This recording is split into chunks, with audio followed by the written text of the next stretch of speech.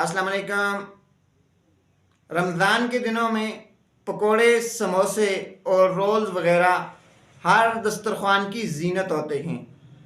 अक्सर पकोड़े समोसे खाने से हमारी सेहत ख़राब हो जाती है, क्योंकि उन पकोड़ों और समोसों में जो आयल इस्तेमाल किया जाता है वो मेयारी नहीं होता।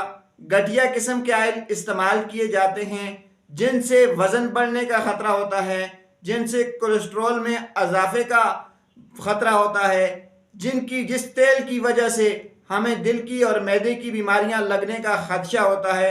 अगर आप चाहते हैं कि आप पकोड़े भी जी भर के खाएं, आप समोसे भी प्लेटों की प्लेटें खाएं, आप रोल्स भी खाएं, आपके बच्चे भी ये चीज़ें खाएं और उन्हें कोई नुकसान ना हो, तो आपको आयल में तब्दीली करनी होगी। यानी वो आयल जिसमें आप पकोड़े, समोसे और रोल वगैरह तलते हैं, आपने उस आयल को चेंज करना होगा।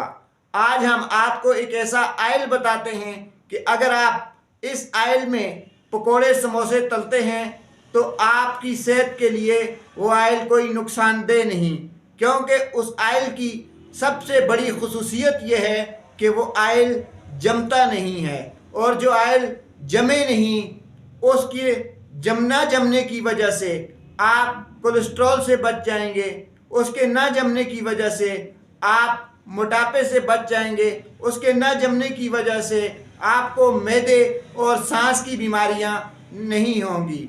उस तेल का नाम है सरसों का तेल। सरसों का तेल हम लोग सदियों से इस्तेमाल करते चले आ रहे हैं।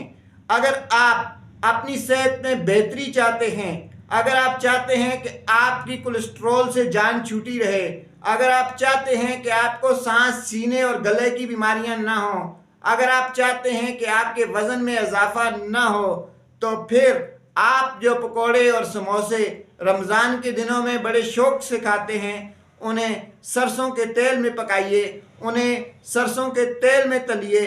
सरसों का तेल एक ऐसा तेल है जो सेहत के लिए इंतहाई मेयारी भी है और सेहत पर इसके कोई बुरे असरात भी मुरतब नहीं होते। शुक्रिया।